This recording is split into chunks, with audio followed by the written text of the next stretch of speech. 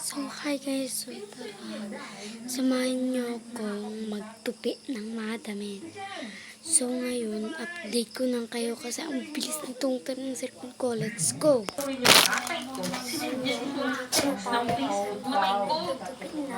Yun lang, doon ako nalungkot. At sure akong ito yung salarin kung bakit na-hack at na-change password ang Facebook ng tatay ko. Inisto ko yung profile ng pinsan ng tatay ko kuno. At nakita kong may nag-post na rin pala doon na na-hack daw yung account na yun. So walang duda, tama talaga yung hinala ko. Briniting ko na yung parents ko dati pa about sa mga OTP at mga code na nag-detect sa kanila. Na never nila ibibigay kahit kanino. So, guys, masyadong mabilis yung time ng cellphone ko.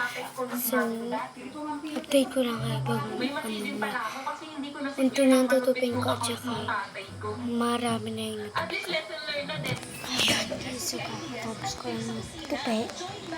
Hindi ko lang.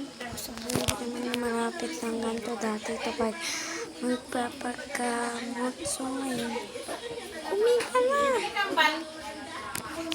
Sino man nagalit mo? Tinawagkat sila ng palupi. Guys, kaya hindi ko ito makikita. Kasi dito ko sa pwesto yan. Ito yung pan.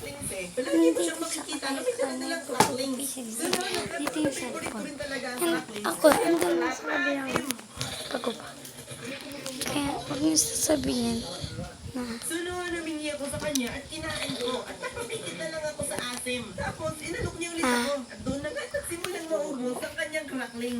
Sumunod na lang may dala ulit siyang crackling. Siguro ginagawa niya yun para lumapit ako sa kanya at humingi ng crackling. Hindi mo ako mahuhuli sa mga pitag mo. Alam kung gusto mo lang akong mahuli sa iyo mga pitag. Balita, wala.